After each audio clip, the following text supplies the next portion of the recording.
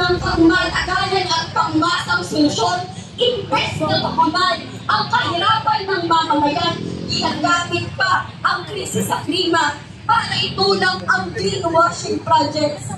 Bukod pa sa ito ang dahilan ng patong-patong ng kahirapan ng mamamayan at lalong pagkasira ng kalikasan na siya sanang panangga natin sa baha.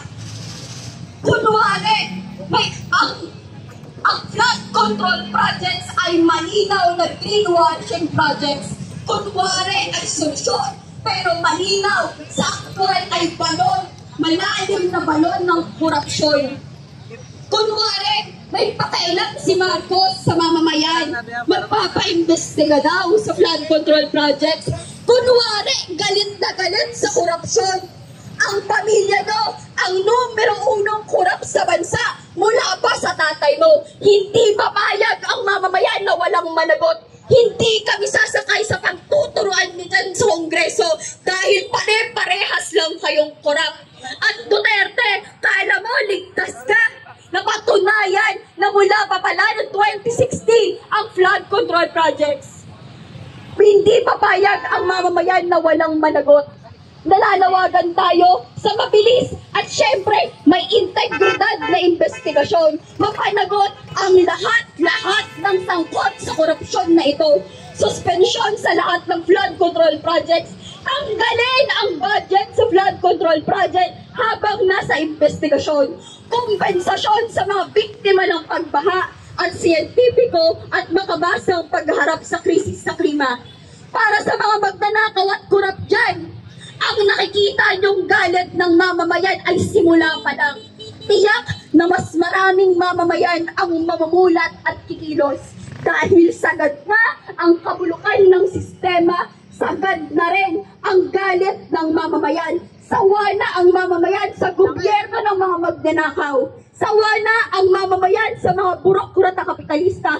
Lalaban ang mamamayan para sa hustisyang pangklima at pagbabago ng bulok na sistema. Makibaka! Huwag matakot! Huwag matakot! Makibaka! Korap na kongresista!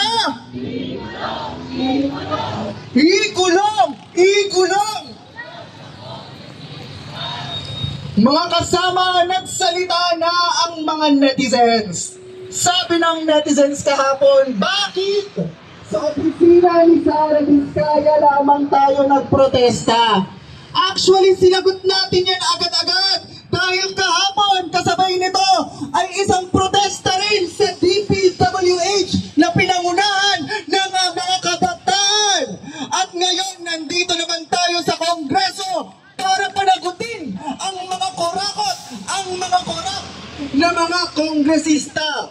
Para sa ating susunod na tagapagsalita, tinatawagan po natin mula sa bagong alyansang makabayan, Simon Palatino. Magandang araw mga kasama, mga kababayan.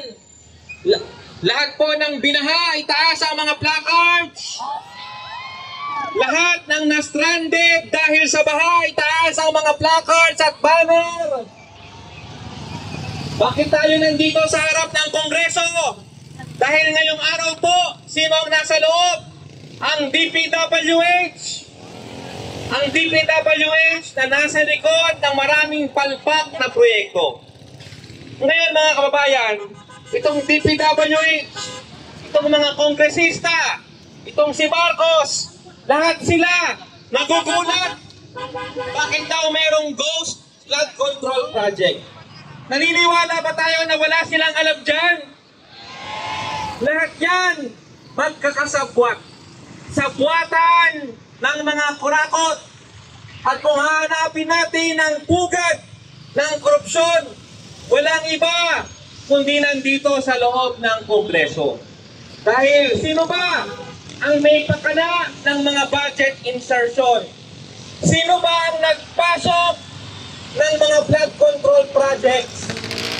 Ang mga kongresista, lumilitaw ngayon, mga kontratista rin pala.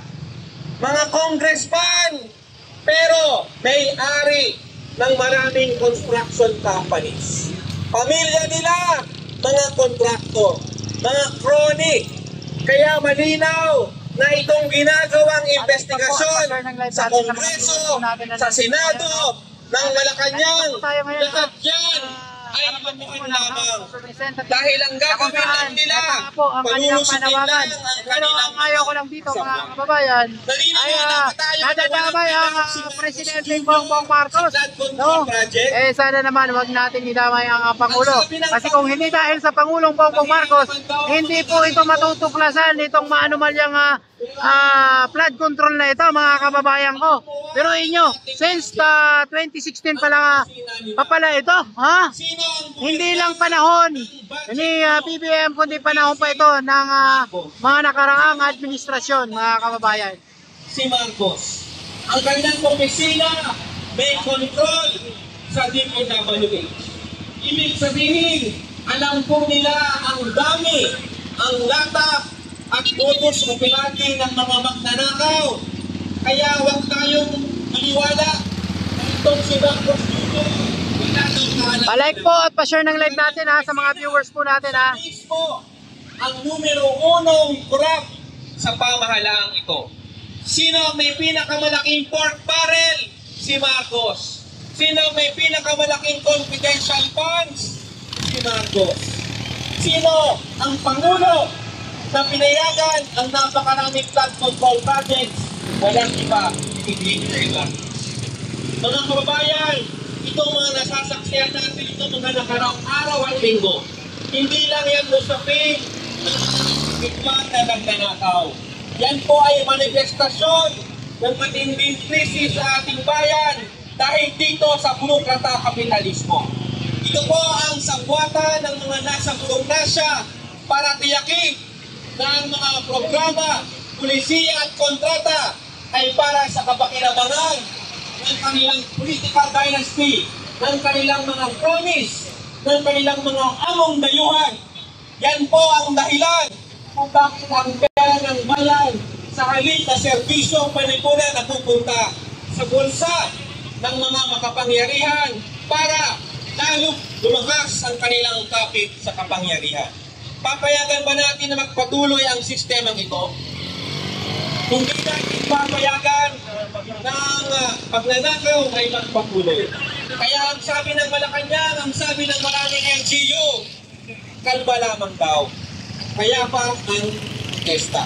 Ang sagot natin, tuloy-tuloy ang laban ng mamayan. Mas malakas na protesta ang ating iyaharap. Kailangan panagutin ang mga kurakot. Kailangan pakbayarin ng mga mandarambong. At dito sa Kongreso, Senado,